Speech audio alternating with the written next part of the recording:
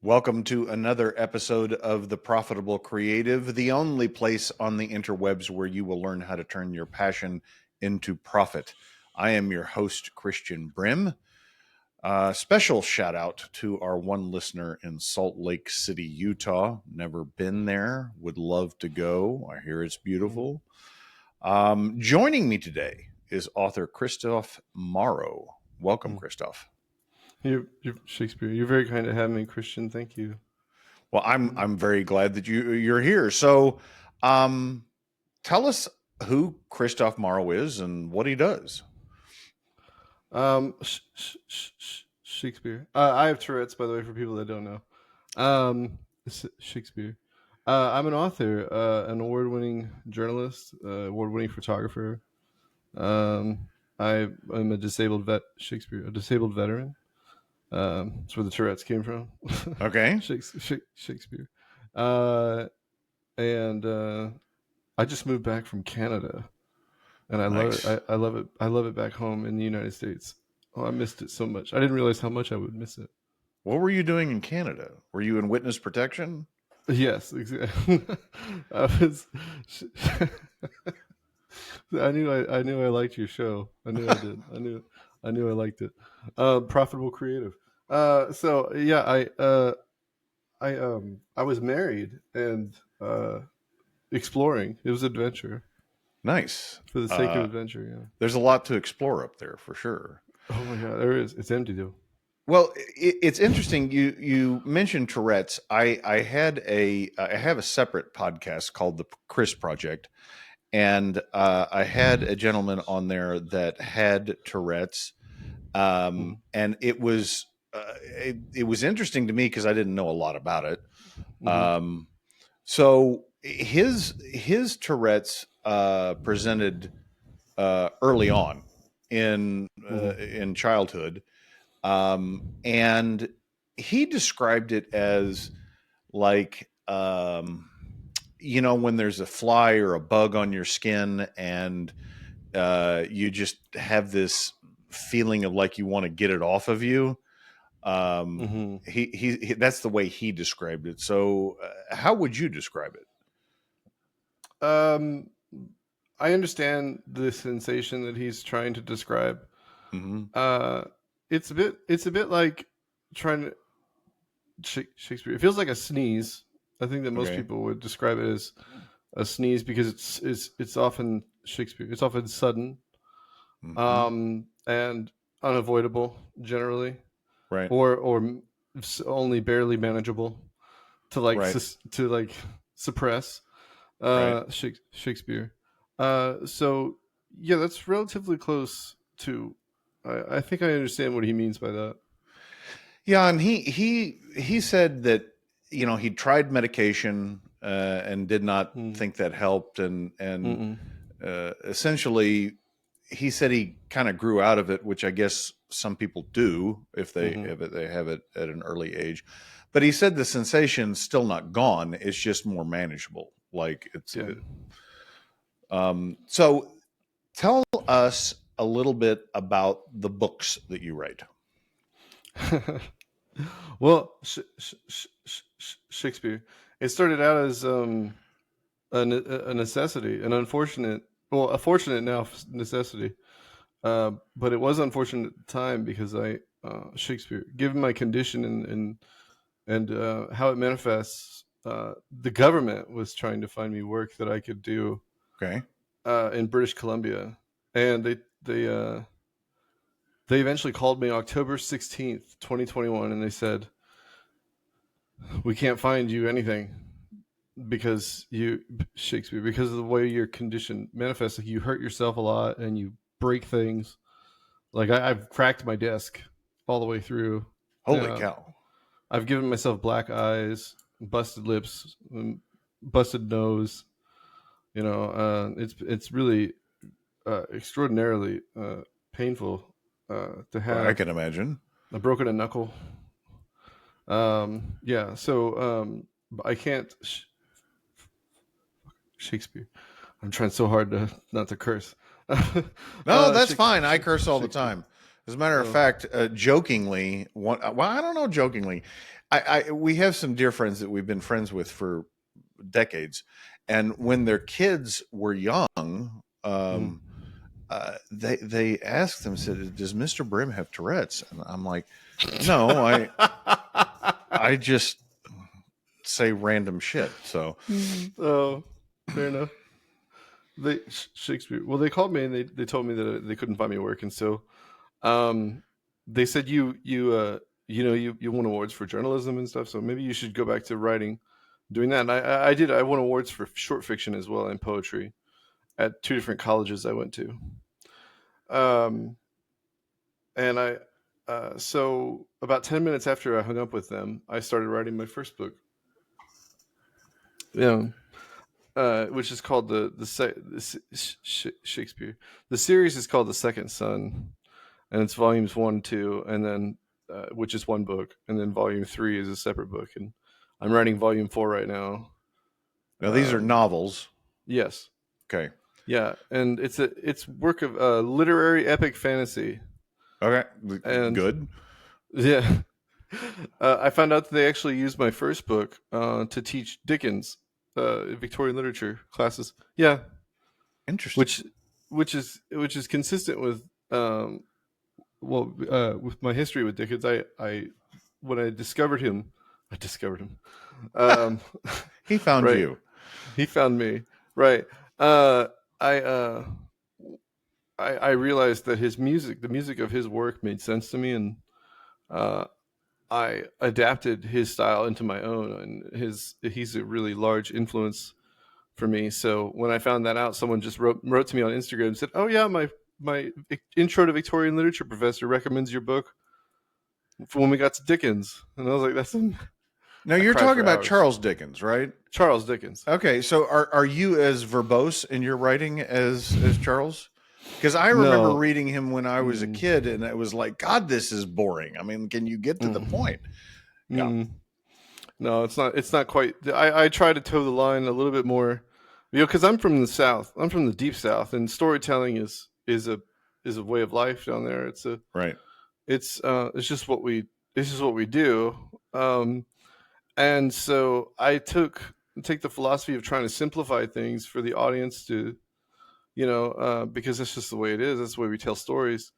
With Charles Dickens, so I think it's a really interesting uh, synthesis. Yeah. Uh, Yes. An abbreviated Charles. yeah. All right. Okay, so I've got a couple of questions framing this. So let's back up. You grew up in the Deep South. Oh yeah. Whereabouts? When In you say Texas, Deep South, I think Alabama or Mississippi. it's Texas. Yeah. No, that's not the Deep South. Come on. Where are you from? I'm from Oklahoma. Texas is a No, whole nother country. Texas is the South, man. Texas is the Well, it South. is the South. We have, I'll agree with that. But the Deep South, I don't know. yeah, because and the only reason, well, there's a lot of reasons why I would argue for that, but it would get weirdly political. And anyway, so yeah, but it's a very uh, it is a very curious place because I've lived in Louisiana. I lived in Florida when I was stationed there. And I still feel like I live in South Carolina now, which is Okay. apparently the Deep South. No, It's no. not. No, You I don't don't. think so? I mean, you might throw Georgia in there, but to me, it's the Gulf states. But I live guess like 90 miles from the border of Georgia. Okay. So you grew up. Where in Texas did you live? Around Houston area. Well, my wife's from Houston. Oh, cool. So you went into the military after high school? No, you said you went to college. No, I went to college after the Navy. Okay. So you were in the Navy. What did you do in the Navy? I was a corpsman. I was a Navy medic. Nice. Yeah. Nice. Okay. So how long were you in the Navy? About a year and a half before I developed Tourette's.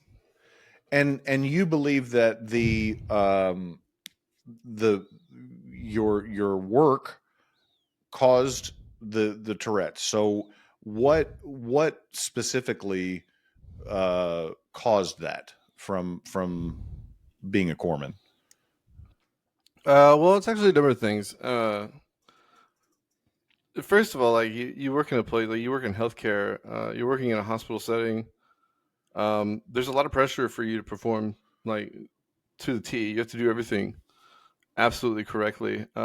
You have to. There's a lot of extra stuff that you do in the military that most people don't know about. Like you don't just go to your job. You have Right. to go to PT. You have duty. When and whatever other obligations that come up, which happen quite a bit. I stopped Shakespeare. I stopped sleeping though for a long time Ooh, because I was afraid of not showing up to work on time. wow. And so yeah, that's actually how it manifested, I think, just generally. Um uh I also lost a shipmate, Hmm. uh and that really messed me up for a while. Uh Were you deployed at the time? no. I was Okay. I he Shakespeare he completed suicide. Hmm. Yeah. Yeah. This was a guy I was friends with and worked with every day. And That's awful. yeah. Uh, so you get disability, you're discharged. Hmm. What was next? To make something of myself, I think. I had a lost purpose. I had surrendered purpose being in Hmm. going from being in the Navy, because I felt like I had a reason uh, for being, and Right. but then whenever I was out of the military, it was like, well, I need to invent another purpose. Hmm. And I had been writing in the Navy a little bit, and I enjoyed wasting taxpayer dollars printing my stories and giving them to Thank you. people. I appreciate it. I'm writing my estimated tax payment to the feds this week, so I appreciate Oh no, sorry about that. Well, Shakespeare, Shakespeare. No, I printed out. I would write these different stories and uh, just for fun and give them out to people and expect them to read. Which is so naive of me now. Now that I've written a few books, it's absurd. Um, but yeah, I needed to invent a new purpose, and so I went to school to be an EMT, it. Hmm. and also try to go to school, I think, for English a little bit. Uh, it's funny because I failed my first semester of college English, but that same semester that I failed, I won their annual creative writing contest. That So sounds about right. yeah, that makes sense. Yeah. Um, yeah, Shakespeare. Uh, yeah. So I went to college and tried to get something of an education. So you finished school and you were you an EMT at some point? Yeah, for well, very briefly. They whenever I applied for a company, they moved me into um, I was doing like medical medical alarms stuff, and then they moved me to be a video analyst uh for their like security something. I was working for like the largest private ambulance company I think in the U.S., which is Acadian Ambulance. Okay. Yeah, and it was an interesting job. You know Ty Burrell from Modern Family? Yeah. Yeah. He plays the dad. I saved his house from getting robbed once Get because out of here. we provide security for them. They did, and there was somebody running around in the backyard in the middle of the night trying to get through the window or something. And That I had the cops, and I got to talk to him on the phone. It was really cool. that's a good bar story right there. Yeah, it is. It's great. So at what point did you decide to do writing full time? And what was what was the thought process or the motivation there? Hmm. Well, I think I didn't. um, like I maybe mentioned earlier, I really didn't have a choice. There was no, there was, I wanted to go into, I'd always wanted to go into writing. Sorry, I guess that's what you meant. I wanted to go into writing for a long time, but it didn't seem practical in any Hmm. sense, Yeah. especially now with AI and everything. It's really difficult to compete with stuff that could be generated just and amuse people. Um, but it didn't seem practical at the time, and until I became a journalist, uh, that's when it started to. I realized that maybe I could do something with it, and that was when I was 27. I got work as a journalist. How long did you work for as a journalist? About a year, honestly, it was about a year. It wasn't very long. I moved to Canada, Right. and that was whenever my journalism career ended. But I still won an award, two of them. What kind of things did you write about? I did. I covered I covered sports first, which is really funny because I don't watch sports. I love playing sports. Okay, I Right. love playing sports. Played football, played basketball, played baseball. But I couldn't. I can't. I just don't care to watch them. Um, and so it was quite funny whenever they were like, "Well, we'll start you out in sports," and so I did. And it wasn't as bad as I thought it would be. Yeah. It was pretty fun. But then they moved. My editor knew that I wanted to move into news, and that covers everything from like Right. local elections to trials, to council meetings, anything remotely political was covered. You know, whether or not it was divisive at all, Right. didn't. Yeah, it's that sort of thing. And like other events that come up, like we had Hurricane Harvey come through, and Right. so I covered that, and that's what I won an award for, was a photograph I took during that. Um, Nice. So do you dabble in photography as well? no, that's the No. funny thing. I have no. I think I have the instincts for it. But I've met so many people that are better than me, Right. that are far better photographers, and they're just as amateur as I am. Uh, so yeah, I don't really mess around with photography at all. I just know how to frame photos, I guess. And, Yeah. Okay. yeah, So instinctively.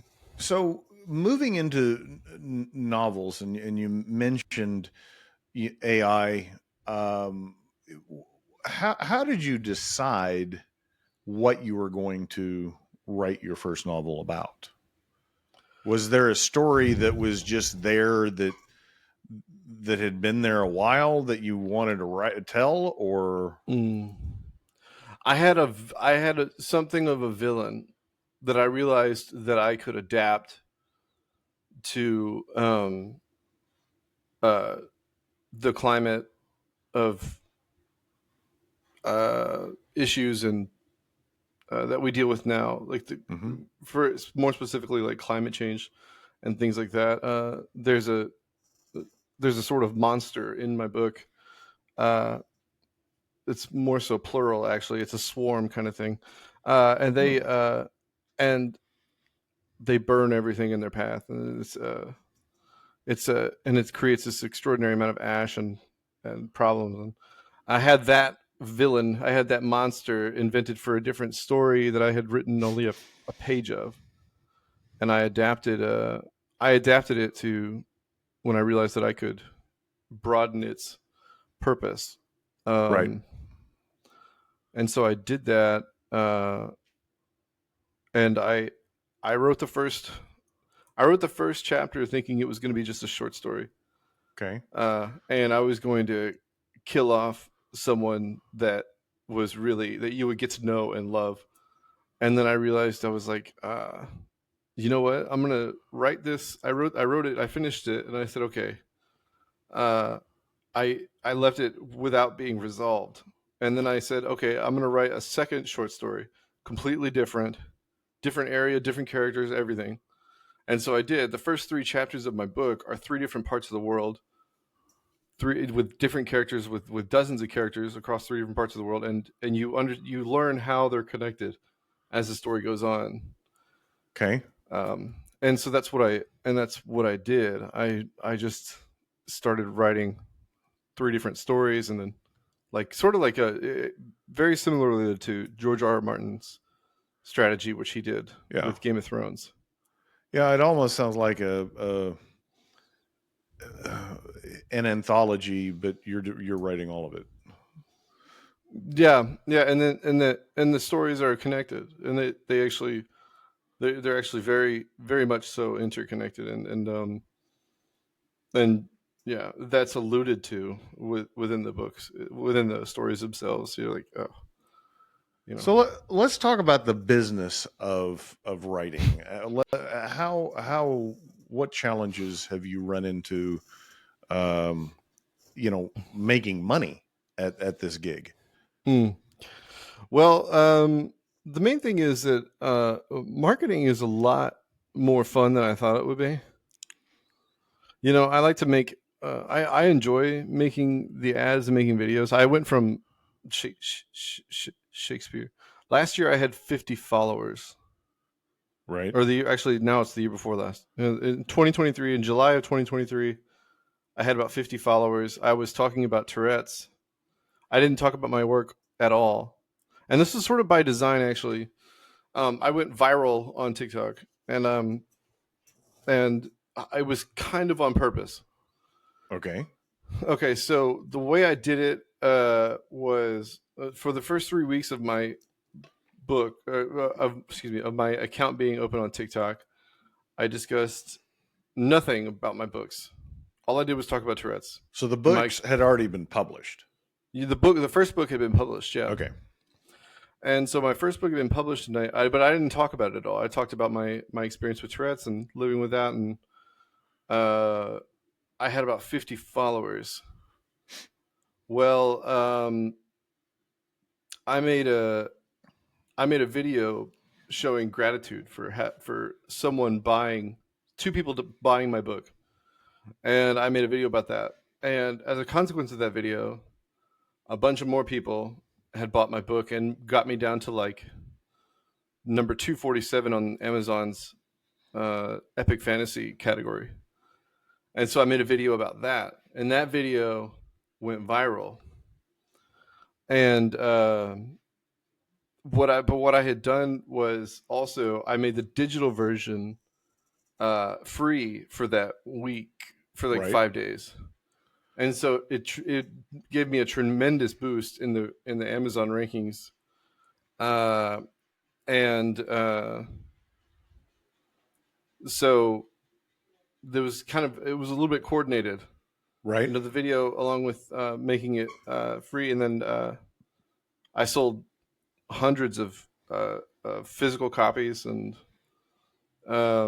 overnight, and so far I think I've sold like 2,400 copies, which is a modest number.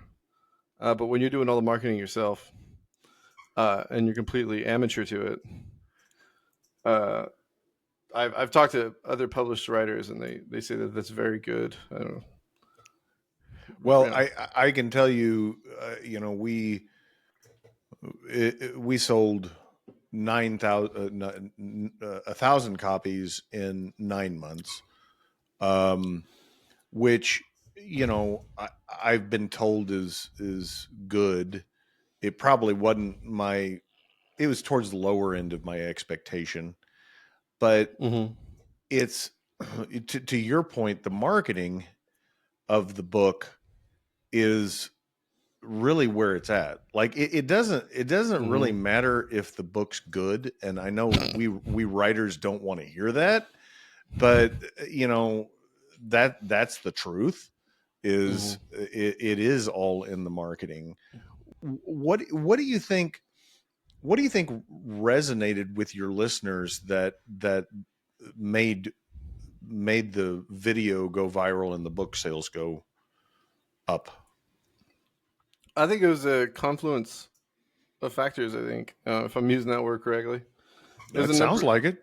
Yeah. So the fact that I had so few followers actually was advantageous. Okay. They saw that as that legitimizing my gratitude in a sense.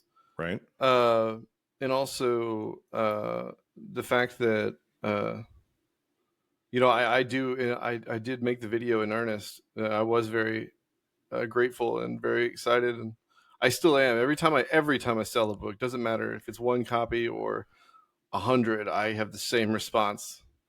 Right. To this day, I still text my friends like, I sold a book, and they go, yeah, that's great.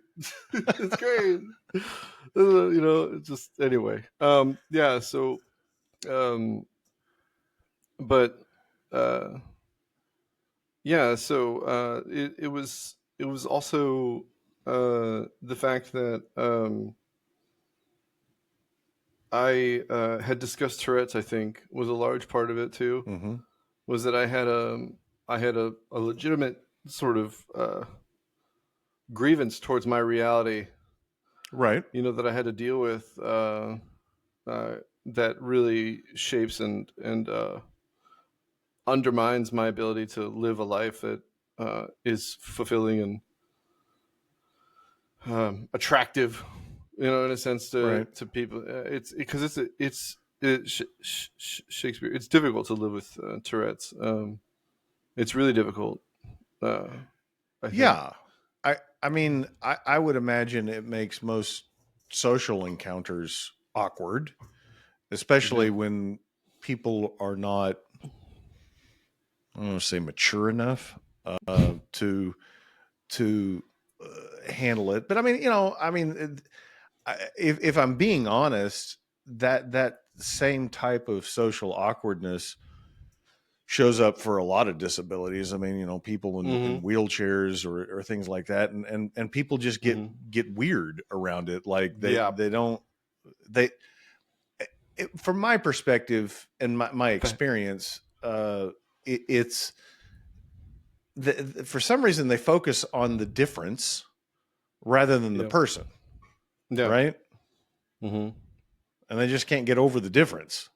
Yeah. Well, I also think, like you said a moment ago, it has everything to do with them feeling just really awkward about the situation. They really don't know, because I try to give people a lot of grace when it comes to that sort of thing. Like they don't mean it maliciously. Right.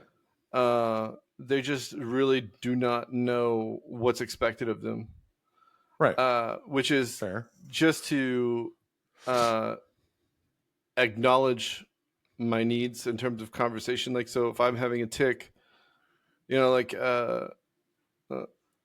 something's funny. It's funny because one of my favorite shows is Doctor Who, and there's a character that has a stutter. I love Doctor Who. Oh my goodness gracious! Well, Donna Noble. Yeah. If you've seen the show, of course, for people that have seen it, Donna Noble, she is talking to a guy with a stutter, and the guy's trying to get something out, and she goes, "Oh, you can't talk."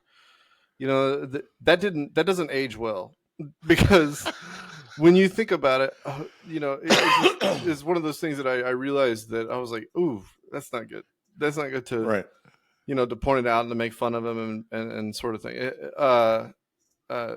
So in that sense, it's quite antiquated in the way that it treats people with stutters, and I'm one of those people.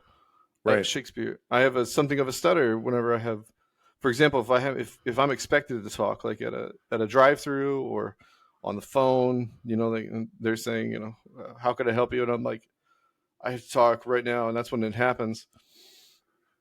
I think that 80% of the time now, most people are very accommodating. Does stress trigger the Tourette's? Mm-hmm.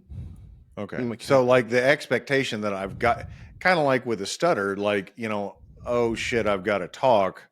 That just ramps up the anxiety and kind of a self-fulfilling thing. Yeah. Mm-hmm. Yeah. Yeah, and so yeah, but most people, like you said a moment ago, are just very awkward about it, and they don't mean it. They just really don't know what to do. I dated a girl that was in a wheelchair, and she like you said also, they don't know how to behave. They just lose all, their social skills. It's really quite funny. Um, I want to pivot back to the book business for a second. You mhm. self-published? I did, and I had a reason for that. It wasn't because I couldn't get traditionally published, which I and I sort of resent the notion that that's superior in the first place for a lot of reasons. Because first of all, you get far fewer royalties with Right. traditional publishing. They expect you to do most of the marketing yourself these days, anyway. Right. They can help. They generally what they do is, for some reason, it's legitimizing, which I understand to an extent why it's legitimizing, because you have an editor. I guess generally you have you have, if you don't already pay your own editor, um, and so distribution is a large part of what their function is these days. Right.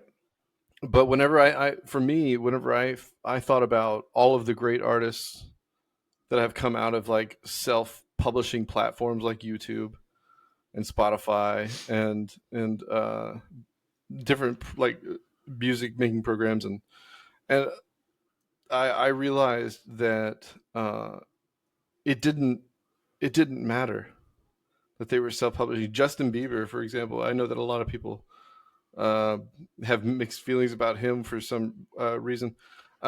He was a kid when he went viral and Right. famous and became super, well known all around the world. He started on YouTube, Right. and there's so many celebrities now. Joji, another one who is an incredible, gifted, very very brilliant musician, was making really silly parody videos and ridiculous videos on YouTube, and someone just told him, in the comment section one time, he made a song for a video as a joke, but the song was actually quite good apparently. And the guy said, your music, I think you could actually do something with that. And he's like, for me especially, one of my favorite.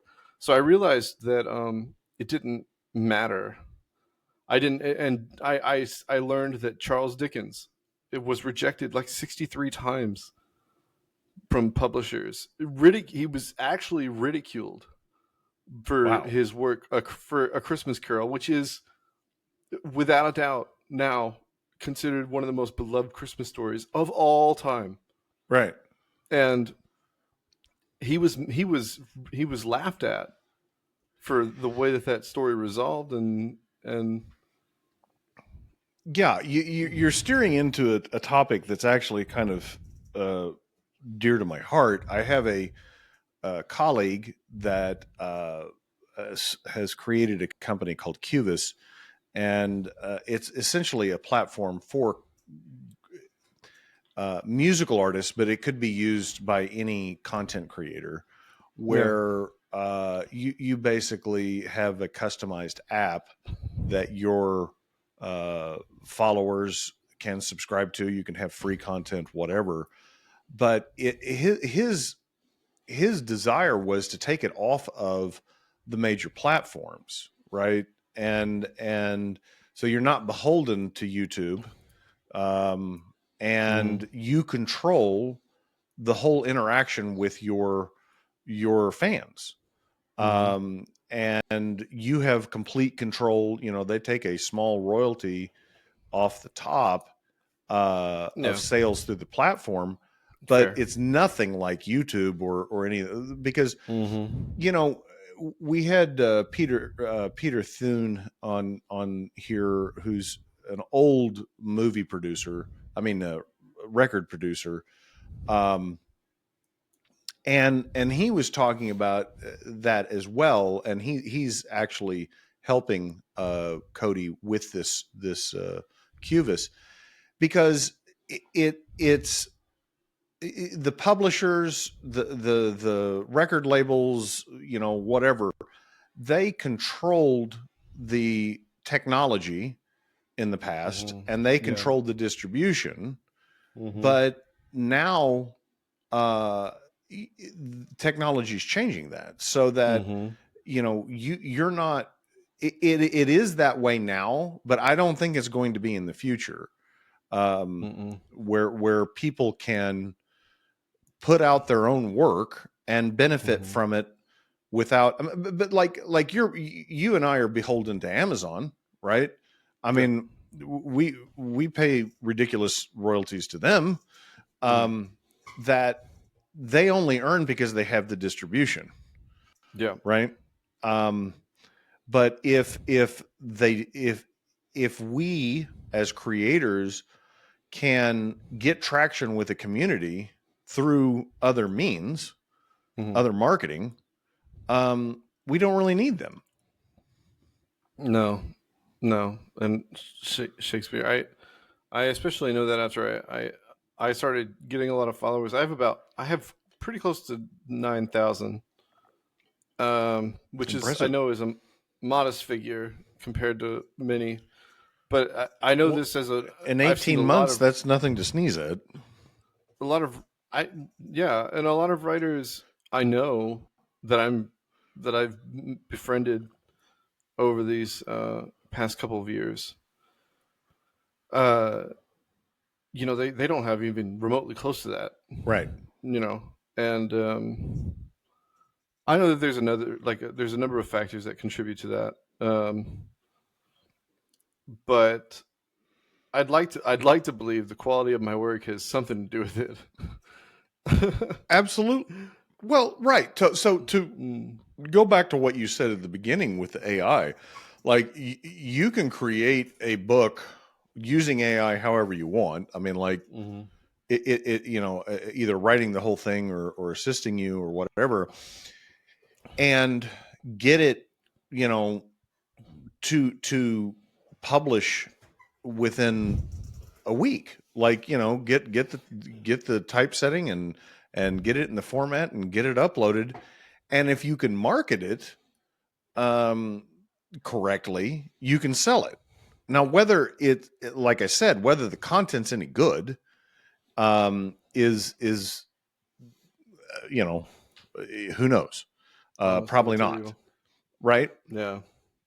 But if you had to go out and earn your credibility like you did, like I'm doing, you can't get away with just putting shit out there. And that's what I'm saying is that I think that it's kind of going to come back and bite them with the technology, because yes, they control the distribution now, but now with the additional technology of, and this is the same thing with content on the web, like Google and all these other things.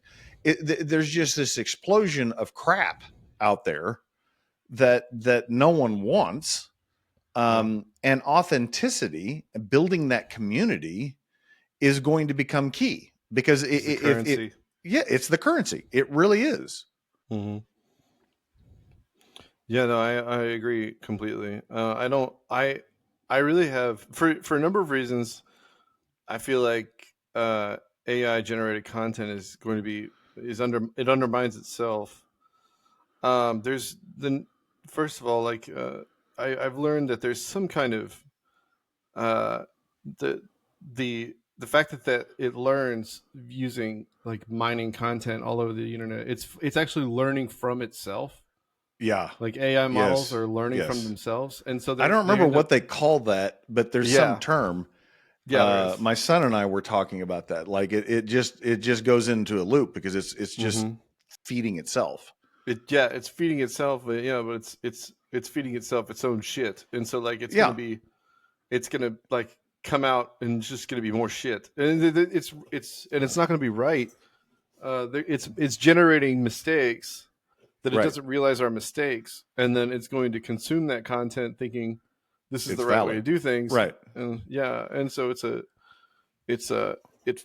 feeding itself. So Well, that's okay. Sam Altman, I don't know if you read yesterday, came out and said that 2025 was going to be the year that they achieved general artificial intelligence. And I'm like, okay, dude, I don't know what crack you're smoking, but the idea that that artificial intelligence is going to have this what's the word I'm looking for? Critical mass, where it now has general intelligence and passed the Turing test. Like there's no way. There's absolutely, that's just bullshit to sell stock. I don't believe it.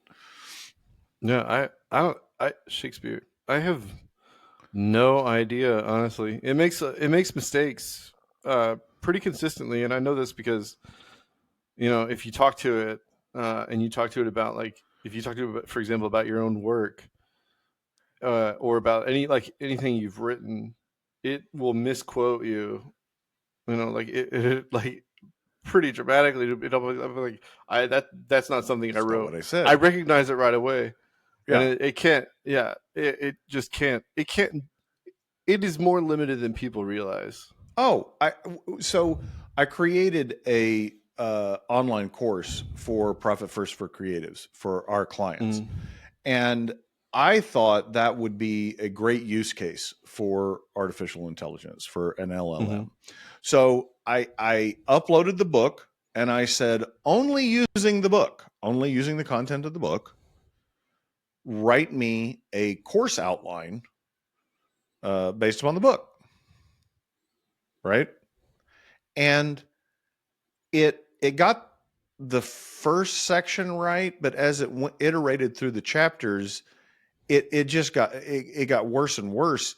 And so then I broke it out, and I was like, okay, only create a course outline on chapter 1, and tried to piece it out. And I kept iterating, trying to get the prompt the way I wanted to. And then I finally gave up, and I'm like, it's quicker for me to do the course. Like to me, it's like, I just want this information in a different format. I don't want you to think anything. I don't want you to create anything. I just want you to take this and put it into a different format. But it couldn't do it. Now, I'll admit that maybe it's my lack of understanding of the LLM, and I couldn't prompt it correctly. But for AI to be effective, it needs to not have to be prompted too much. Like, an average person should be able to say, this is what I want, and get a fairly predictable outcome. And honestly, it's just in my view, which I think I would consider myself an expert in what I do, and I think many people would actually. And it's often wrong about stylistic things, and even, for example, like there was one time it questioned a certain word that I used in a poem that I wrote, and I said, and it said, these are the other words that you could use.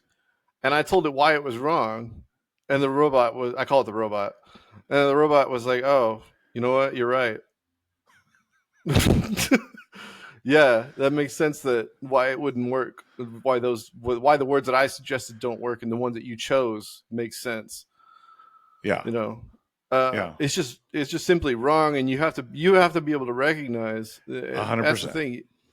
You have to be able to make that discernment, and then. Yeah, it often can't, and people are relying on its expertise. Go to ChatGPT for your tax advice. That's what I suggest. Kristof, oh my god, how do people find your book, The Second Sun? Like a sun in the sky. Yeah. Okay, how do we find it? Shakespeare. It's on Amazon, and it's, of course, and it's also you can find it via my website, which is christophemorrow.com. Perfect. We'll put that in the show notes. I personally am going to go buy the copy, because I'm going on a business trip, and that genre is I almost exclusively read three categories. I read sci-fi first, fantasy second, and crime drama. So I will pick it up for my upcoming trip, and I'll have something to read. Listeners, if you like what you hear, please rate the show, share the show, subscribe to the show.